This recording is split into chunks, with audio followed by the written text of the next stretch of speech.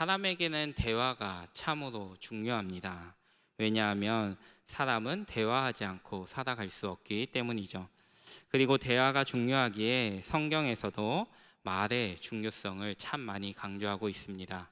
특별히 잠언에 말의 중요성을 이야기하는 구절들이 참 많이 있는데, 잠언 이외에도 성경 곳곳에서 말의 중요성을 우리에게 교훈하고 있습니다. 야고보서 말씀에서는 혀를 제어하고 길들이는 것의 중요성을 우리에게 이야기하고, 또 혀가 우리 온몸을 더럽힐 수도 있다고 우리에게 말씀하고 있습니다. 에베소서 4장 29절에서는 무릇 더러운 말은 너희 입 밖에도 내지 말고 오직 덕을 세우는데 소용되는 대로 선한 말을 하여 듣는 자들에게 은혜를 끼치게 하라고 합니다.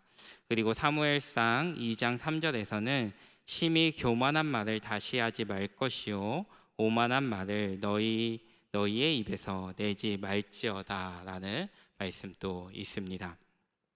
성경은 우리에게 더러운 말, 교만한 말, 또 오만한 말을 입 밖에 내지 말라고 하고, 그 대신 덕을 세우는 말, 은혜를 끼치는 말을 하라고 우리에게 이야기합니다. 왜냐하면 말은 사람을 살리기도 하고 죽이기도 하기 때문입니다. 그래서 잠언 18장 21절에서는 죽고 사는 것이 혀의 힘에 달렸다 이야기하기도 하고, 잠언 12장 18절에서는 칼로 찌른같이 함부로 말하는 자가 있거니와 지혜로운 자의 혀는 양약과 같다라는 말씀도 있습니다. 이처럼 우리가 살아가는데 말은 참으로 중요합니다. 그런데 대화가 되기 위해서는 말을 하는 사람도 있어야 하지만 그 말을 듣는 사람도 있어야 합니다. 그리고 우리가 대화를 하면서 말도 잘해야 하지만 말을 잘해야 하는 것만큼 중요한 것이 말을 잘 듣는 것입니다. 말을 잘하고 말을 잘 들어야지 그 대화가 건강한 대화, 좋은 대화다라고 우리가 이야기할 수 있는 것이죠. 그렇기에 우리에게는 말을 잘하는 것만큼 중요한 것이 바로 말을 잘 듣는 경청이라고 이야기할 수 있습니다. 경청의 사전적 의미는 귀를 기울여 들음이라는 의미가 있습니다. 다른 사람이 이야기를 할 때 귀를 기울여 잘 듣는 것이 경청이라는 것입니다. 제가 이렇게 설교를 할 때 여러분들이 잘 듣는 게 경청인 거죠. 네, 그래서 귀를 기울여 잘 듣는 것이 경청입니다. 그렇다면 우리가 상대방이 이야기할 때 왜 귀를 기울여서 잘 들어야 할까요? 그 이유는 상대방을 이해하기 위해서 우리가 경청을 해야 합니다. 사람은 기본적으로 나의 입장에서 이해하고 판단하고 생각합니다. 그래서 우리가 어떤 사람에 대해서 생각할 때 그 사람에 대한 나의 판단이 맞는 경우도 당연히 있겠지만, 그 사람에 대한 나의 판단이 오해 때문에 그릇되고 잘못될 때도 많다라는 것을 우리가 살면서 경험하게 됩니다. 그렇기에 우리가 사람 관계 속에서 오해가 생기지 않고 상대방에 대해 잘못된 판단을 하지 않기 위해서는 잘 말하고 잘 듣는 것이 중요하다, 이렇게 이야기할 수 있습니다. 그런데 여기서 한번 생각해 봐야 하는 것은, 말을 잘하는 것도 참 쉽지 않은 일이지만 말을 잘 듣는 것도 참 쉽지 않은 일이라는 것입니다. MBTI 성격 유형 검사에서 가장 먼저 나오는 것이 E하고 I죠. E는 외향적을 이야기하고 I는 내향적, 외향적인 사람, 내향적인 사람을 이야기합니다. 그런데 제가 가만히 생각해 보니까 이 경청은 외향적인 사람도 힘들고 내향적인 사람에게도 힘든 일이다라는 생각을 해보았습니다. 먼저 외향적인 사람은 사람을 좋아하고 사람을 만나서 에너지를 얻는 사람들이죠. 당연히 말을 하는 것도 아주 좋아하는 사람들입니다. 그렇다면 외향적인 사람들에게 경청이 힘든 이유는 무엇일까요? 그 이유는 나의 말을 절제해야 되기 때문입니다. 내 말을 절제하고 경청해야 되는데 그것이 힘들다는 것이죠. 내가 다른 사람이 말을 할 수 있도록 어느 정도 이렇게 유도하고 또 아니면 대화하면서 그 사람이 대화할 때 그 사람이 상대방 사람이 이야기하면 그 말을 잘 들어줘야 되는데 집중해서 잘 들어줘야 되는데 내가 말하고 싶어서 그것을 절제하는 것이 쉽지 않다는 것이죠. 또 말을 하다 보면 중간중간에 끼어들고 싶은 마음이 막 솟구치는 거예요. 그러니까 그렇게 집중해서 경청하는 것이 외향적인 사람에게 쉽지 않다라는 생각을 해보았습니다. 반대로 내향적인 사람들에게도 경청은 힘든 일입니다. 왜 그러냐면 내향적인 사람에게는 만남 자체가 에너지를 소모하는 일이에요. 사람을 만나는 것 자체가 에너지를 소모하는 일이기 때문에 만나서 대화하고 또 대화하면서 좋기도 하지만 그 과정 속에서 에너지를 소모하고 있는 거죠. 그리고 집중해서 또 듣고 이런 일들이 내향적인 사람들에게는 기본적으로 에너지를 소비하는 일이기 때문에 힘든 일이다라는 생각을 해보게 되었습니다. 또한 잘 경청하기 위해서는 적절한 타이밍에 호응과 반응을 해 주어야 되는데 내향적인 사람에게는 이런 것도 힘든 일일 수 있기 때문에 내향적인 사람에게도 경청이 힘든 일이다라고 볼 수 있는 것이죠. 결국 모든 사람에게 경청은 힘든 일이다라고 우리가 이야기할 수 있는 것입니다. 특히 여기 청소년 시기를 살아가는 친구들이 많은데 청소년 시기를 살아가는 친구들이 누구의 말을 경청하기가 힘든가요? 네, 부모님 말씀에 경청하기가 참 힘들죠. 부모님 말씀을 경청하는 일이 이 친구들에게는 쉽지 않은 일입니다. 자신의 생각과 가치관이 자라는 청소년 시기의 자녀들은 부모님 말씀을 경청하는 것보다 자신의 의견을 내는 것을 좋아하죠. 좀 더 직설적으로 이야기하면 부모님이 이야기할 때 부모님의 말에 말대꾸하는 거죠. 말대꾸하는 것을 좋아한다고 이야기하면 그렇지만 본능적으로 이제 말대꾸를 막 하는 시기가 이 청소년 시기인 것 같습니다. 그리고 저희 집에도 이제 청소년 시기를 보내는 친구들이 있다 보니까 제가 또 하나의 특징을 발견했는데 그 발견은 뭐냐면 부모님의 말씀을 자세히 듣지 않고 대충 들은 다음에 자신의 생각대로 부모님의 말씀을 판단해요. 그래가지고 이제 나중에 청소년 시기를 살아가는 친구들은 딴소리를 할 때가 좀 많은 것 같아요. 부모님은 분명히 A라고 이야기했는데 청소년 친구들은 B라고 이해하고 나중에 엄마한테 B라고 이야기하는 거죠. 그러면 부모님은 분명히 나는 A라고 이야기했는데 B라고 이야기하니까 당황스러울 때가 있는 것 같습니다. 이런 일은 결국 자녀들이 부모님의 말씀을 경청하지 않기 때문에 일어나는 일이다라는 생각을 해보게 됩니다. 우리 중등부, 고등부 친구들 여기 있는데 부모님 말씀에 잘 경청해 주시길 바랍니다. 네. 그리고 우리 부모님들도 사랑하는 자녀들의 말에 잘 경청해 줄 수 있으면 좋겠습니다.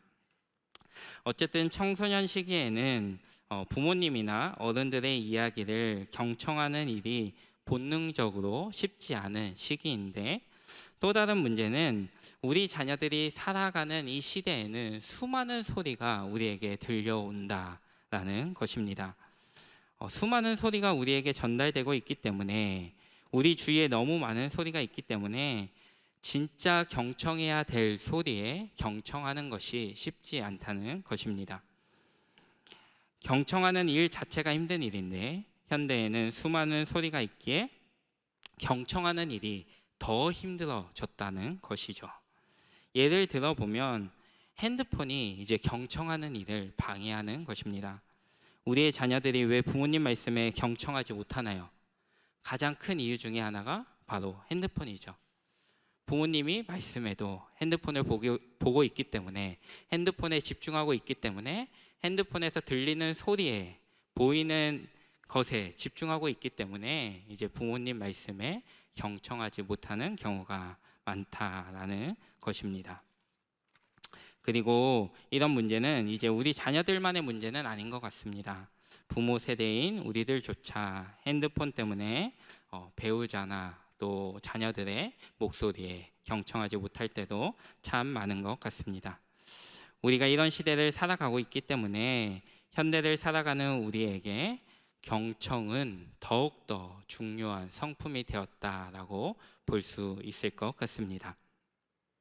그렇다면 이렇게 경청이 중요해진 시대를 살아가는 우리가 잘 경청하면서 다른 사람을 이해하는 능력을 키워야 하는데 그런 능력을 키우기 위해서 우리가 어떻게 해야 할까요? 우리는 오늘 본문 말씀에서 그 힌트를 찾을 수 있는 것 같습니다. 오늘 본문 말씀은 우리가 잘 아는 말씀입니다. 솔로몬이 이제 다윗을 이어서 왕이 되었고 왕이 된 후에 1000번째 제사를 드리게 됩니다. 아마 하나님이 이 제사를 기쁘게 받으신 것 같습니다. 그래서 하나님께서는 솔로몬의 꿈에 나타나 솔로몬에게 내가 내게 무엇을 줄고 너는 구하라 이렇게 말씀하십니다. 하나님이 솔로몬에게 소원을 들어주겠다고 소원을 이야기하라고 말씀하시는 것입니다. 만약 내가 이런 상황에 놓이게 된다면 성도님들은 무엇을 구하고 싶으신가요? 혹시 성도님들은 알라딘에 나오는 요술램프 지니가 갑자기 나타나서 나의 소원을 들어준다면 내가 무엇을 이야기할까 이런 상상을 해보신 적이 없으신가요? 저는 어릴 때부터 가끔씩 그런 생각을 해본 적이 있는 것 같은데 그런 지니가 알라딘 램프에서 지니가 나와서 나에게 소원을 이야기하라고 했을 때 내가 이야기하는 소원이 내 마음 중심에 있는 것이다 라고 우리가 생각해 볼 수 있습니다. 내 마음의 중심에 있기 때문에 내가 가장 중요한 것이라고 생각하기 때문에 소원을 이야기할 때 그것을 이야기하는 것이겠죠. 솔로몬도 하나님이 자신에게 소원을 이야기하라고 말씀하실 때 자신의 마음 중심에 있는 갈망을 이야기했을 것입니다. 솔로몬이 어떤 소원을 이야기했습니까? 바로 백성을 이해하기 위한 듣는 마음을 하나님께 요청했습니다. 솔로몬은 백성들을 바르게 이해하고 백성들을 선악간에 바르게 판단하길 원했습니다.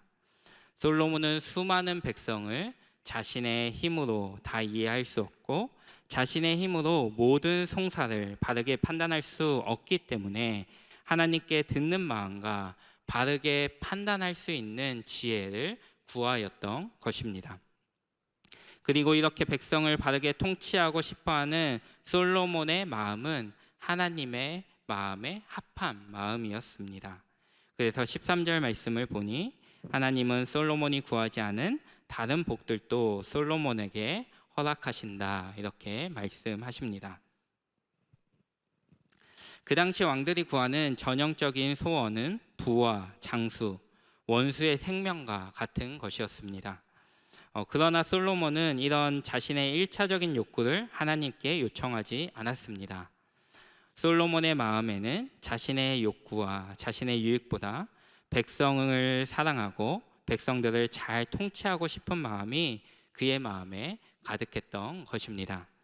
다시 말해보면 솔로몬에게는 부귀 영화, 장수와 건강, 원수의 생명과 같은 자신의 유익보다는 백성들을 바르게 이해하고 바르게 재판하는 것이 더욱더 중요했던 것이죠.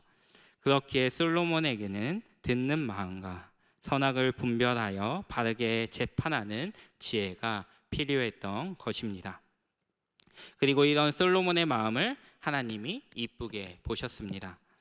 나의 유익이 아닌 백성들의 유익을 구하는 마음을 하나님께서 기뻐하셨다는 것이죠. 그리고 하나님께서는 이런 마음을 오늘 이 시간 말씀 앞에 서 있는 우리에게도 요청하고 계십니다. 앞에서 이야기했듯이 경청은 하기 힘든 일이죠. 로마서 12장 15절 말씀을 보니 성경은 즐거워하는 자들과 함께 즐거워하고 우는 자들과 함께 울라고 이야기합니다. 그런데 이런 공감은 경청을 통해서 가능해집니다. 다른 사람의 이야기를 잘 들어야지 공감할 수 있고 공감을 해야지만 함께 즐거워하거나 함께 울 수가 있다는 것이죠. 그리고 경청 가운데 즐거운 일, 좀 더 직접적으로 이야기해 보면 다른 사람이 자랑하는 이야기를 듣는 가운데 우리에게 부러운 감정이 올라올 수도 있습니다. 즐거운 일을 이야기하는 것이 꼭 자랑하는 것은 아니지만 듣는 사람에게는 자랑으로 들릴 수도 있고 또 그 부분에 갈급함이 있는 사람에게는 그 이야기가 이렇게 크게 부러움으로 다가올 수도 있다는 것입니다. 반대로 고난에 대한 이야기를 들으면 그 이야기에 나의 감정이 이입되고 나의 감정이 상하고 힘들어지는 경우도 참 많습니다.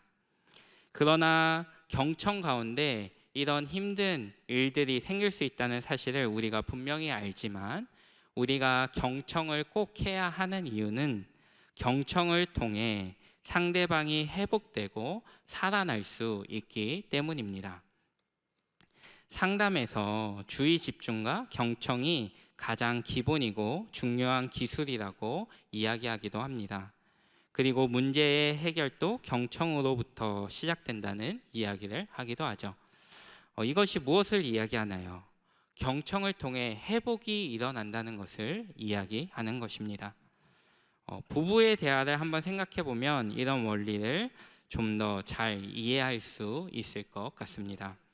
어떤 문제를 가지고 부부가 대화할 때 저 같은 경우는 문제를 해결하기 위해 정답을 제시하는 경우가 참 많습니다. 그런데 아내가 원하는 대답은 그런 정답이 아닐 때가 많죠. 아내가 정말 정답을 몰라서 그런 이야기를 하는 것이 아니라 공감받기 위해서, 위로받기 위해서 그런 이야기를 하는데 둔하고 눈치가 없는 저 같은 사람은 계속 정답을 이야기할 때가 많다는 것입니다. 안타까운 사실은 이런 대화 가운데서는 회복이 일어나지 않는다는 것입니다. 이런 대화는 회복보다는 다툼으로 이어질 가능성이 큰 대화이죠. 그렇다면 회복이 일어나기 위해서는 어떻게 해야 할까요? 남편들이 아내의 말을 잘 경청하고 그 이야기를 공감해 주면 됩니다. 경청하면서 추임새만 잘 넣어도 회복이 시작될 텐데 저같이 둔한 사람은 그런 것들을 잘 못해가지고 저도 저 스스로가 답답할 때가 참 많아요. 혼자 생각할 때는 추임새를 넣어주고 이렇게 한마디 지혜롭게 딱 던져주면 좋겠다 이렇게 생각하는데 실제로 대화하면 이제 정답을 얘기할 때가 많다는 것이죠. 아내의 말을 잘 경청하고 공감해 주고 싶은데 그것이 말처럼 쉽지 않다는 것입니다. 그리고 그런 경청과 공감이 쉽지 않다는 것은 대화 가운데 아직 나의 욕구와 나의 자존심이 살아있음을 반증해 주는 것이기도 합니다. 나의 욕구와 나의 자존심을 죽이고 경청하고 공감해야 하는데 저부터 아직 그런 대화가 참 쉽지 않은 것 같습니다. 그래서 참된 경청은 나의 욕구와 나의 자존심을 죽여야지 가능한 것 같습니다.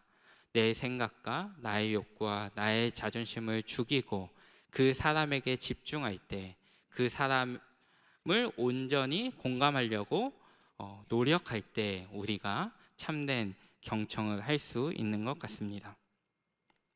나의 욕구와 나의 자존심이 살아있다면 우리는 경청하기보다는 말하기를, 정답을 제시하고 말하기를 좋아할 것입니다. 그런데 그런 대화 가운데서는 회복이 일어날 수 없는 것이죠. 그래서 우리가 참된 경청을 하고 참된 경청 가운데 공감을 해야지 회복이 일어나고 즐거워하는 사람들과 함께 즐거워할 수 있고 우는 사람들과 함께 울 수 있다는 것입니다. 우리 모두가 경청하는 자들이 되어 즐거워하는 자들과 함께 즐거워하고 우는 자들과 함께 울 수 있는 그런 위로자가 될 수 있기를 주님의 이름으로 축복합니다. 솔로몬은 나의 유익을 구하지 않고 백성의 유익을 구하는 멋있는 왕이었습니다.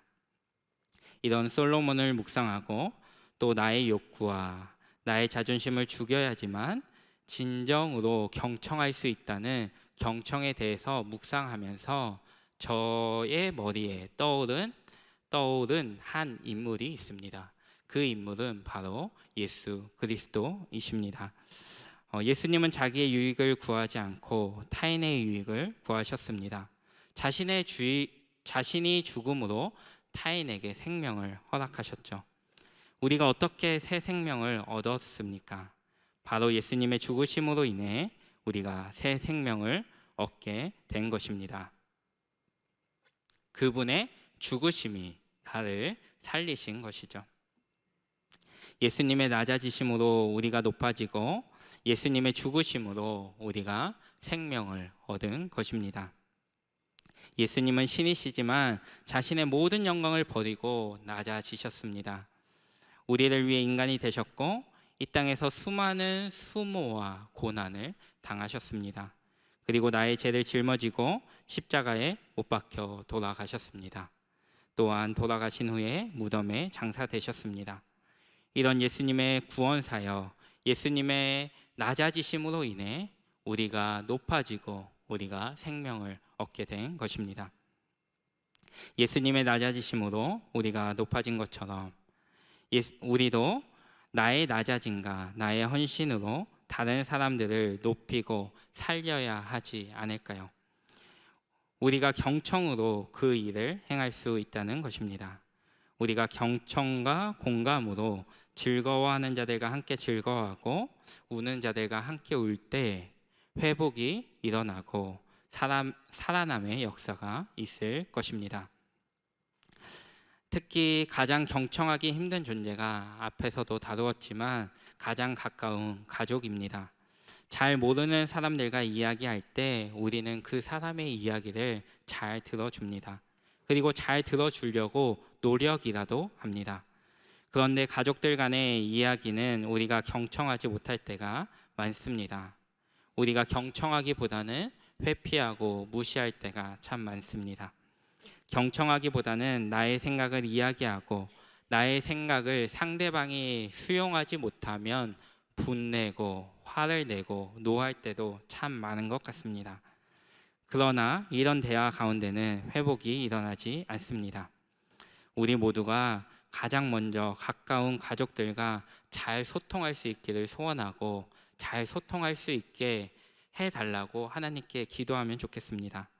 만약 우리가 가족들의 이야기를 잘 경청하고 가족과 잘 소통하는 사람이라면 밖에서는 집에서보다 훨씬 더 수월하게 쉽게 다른 사람들의 이야기를 경청할 수 있을 것입니다. 말씀을 정리해 보겠습니다.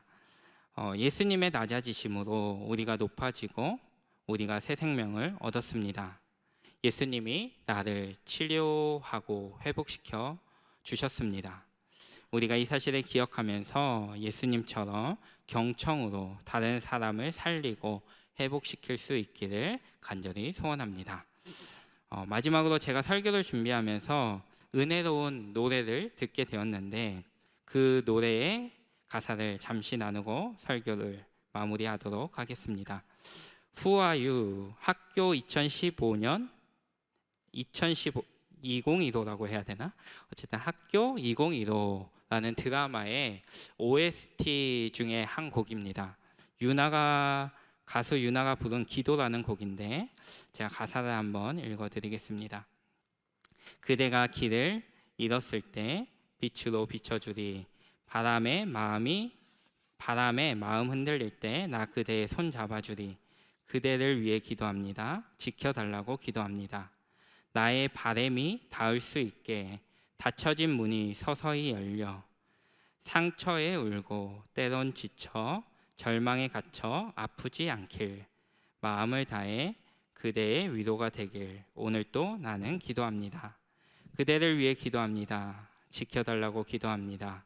거칠은 바다 고된 이 세상 항해를 떠난 그대를 위해 상처에 울고 때론 지쳐서 절망에 갇혀 아프지 않게 마음을 다해 그대의 위로가 되길 오늘도 나는 기도합니다.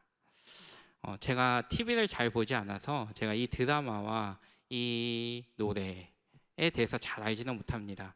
근데 이 노래를 듣는데, 이 찬양이라고 해야 되는지 노래라고 해야 되는지 모르겠는데, 이 노래를 듣는데 큰 감동이 제 마음에 왔습니다. 이 곡의 가사처럼 우리 주위에 길을 잃고 헤매는 영혼들이 분명히 있을 것입니다. 거칠은 바다와 같은 고된 이 세상에서 항해를 떠나는 영혼들이 있을 것입니다. 상처에 울고 때론 지쳐서 절망 속에 갇혀 아파하는 영혼들이 분명히 있을 것입니다. 그리고 우리가 그런 자들의 위로가 되면 좋겠다, 위로자가 되면 좋겠다라는 마음이 제가 설교를 준비하는 제 마음에 있었습니다. 그리고 그런 위로자가 될 수 있는 방법 중에 하나가 바로 경청과 기도다라는 생각이 오늘 말씀을 준비하는 저에게 있었습니다. 우리가 경청과 기도로 다른 사람의 위로자, 치료자가 될 수 있기를 간절히 소원하고 축복합니다.